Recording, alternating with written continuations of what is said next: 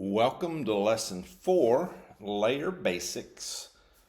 So the image you see on your screen is your finished product. In this lesson, we're going to learn how to do the following. We're going to organize artwork on layers. We're going to create, view, hide, and select layers. We'll rearrange layers to change the stacking order of artwork. We'll apply blending modes to layers. We'll resize and rotate layers. We'll apply a gradient to a layer.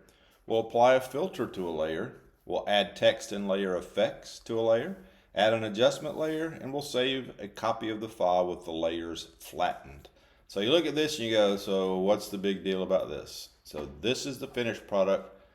This is what you're starting with. So you're going to go from that to that. You can still see the pineapple back there, but you see there's a lot that's being done to it.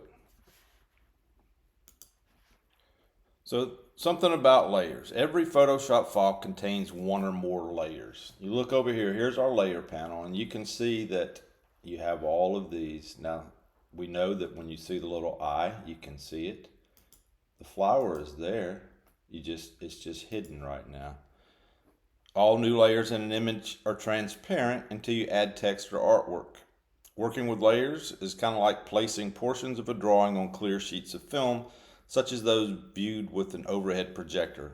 Y'all probably don't even know what an overhead projector is. Back in the day, we had overhead projectors. If you don't know what that is, raise your hand and ask me and I'll explain how it works. Individual sheets may be edited, repositioned, and deleted without affecting the other sheets. When the sheets are stacked, the entire composition is visible. Some file formats like JPEG and GIF don't support layers. To save those images with layers, you must save them in Photoshop or TIFF format. Also, some color modes, such as bitmap and index color, don't support layers. The lesson files in this chapter are Photoshop documents in RGB color mode. So many of the lesson files for this book have a background layer, a layer that's behind all the other layers that's completely opaque. Photoshop documents intended for print, digital camera images, and scanned images typically have a background layer. Photoshop documents created for mobile devices and websites might not have a background layer. For example, website graphics may need transparent areas that won't block a web page's background or other elements.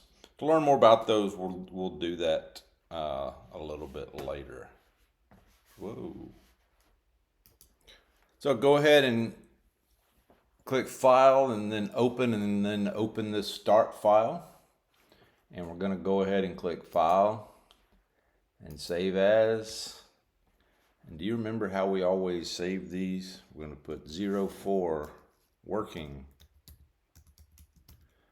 underscore your last name. Not actually your last name, but whatever your last name is. Make sure it's in your lesson 4 folder, or you can save it to the cloud, either one, and then save it and then click OK. All right, so the layers panel lists all the layers in an image, displaying the layer names and thumbnails of the content on each layer. You can use the layers panel to hide, view, reposition, delete, rename, and merge layers. The layer thumbnails are automatically updated as you edit the layers. If your layers aren't visible, the way you would get that is you would click Window.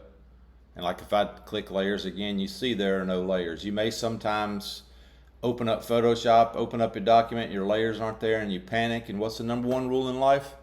Don't panic. Just click Window and then Layers, and now your layers are back. So the layer panel lists 5 layers for this file. You have postage, Hawaii, flower, pineapple, and background. When you look down here click on the background layer, and you'll notice there's a lock right here. The lock icon indicates that layer is protected from layer changes. That's why the options above the layer list are unavailable. However, it's still possible to edit the layer content itself, such as painting on it.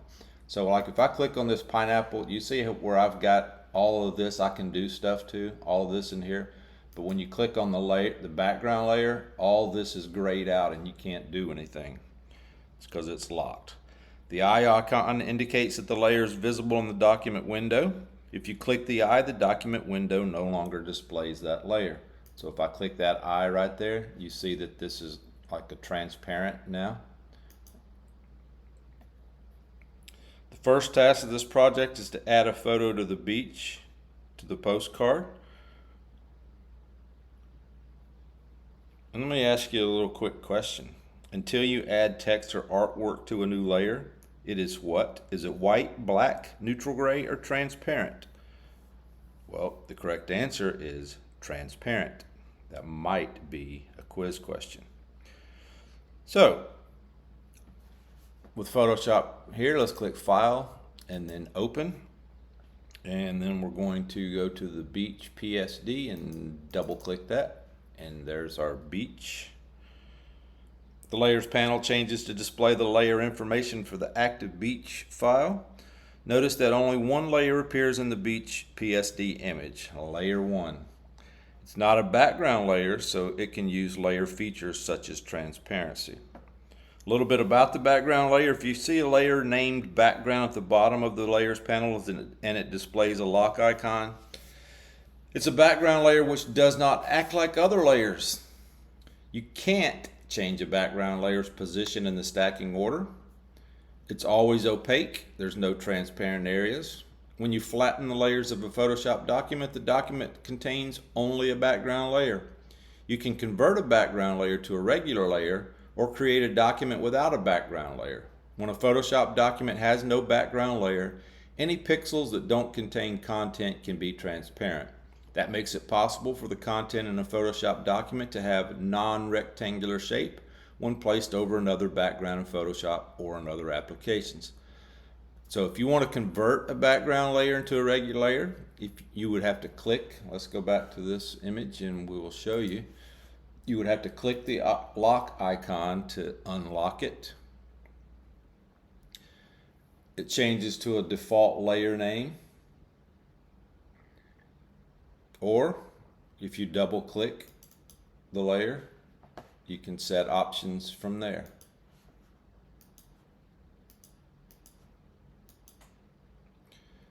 To convert a regular layer into a background layer, select Layer, choose Layer, New, Background from Layer. So we just changed that to a background layer and we changed it back and you see it is now locked once again. Okay. So what icon indicates that a layer is protected? That little thing right there, the lock icon.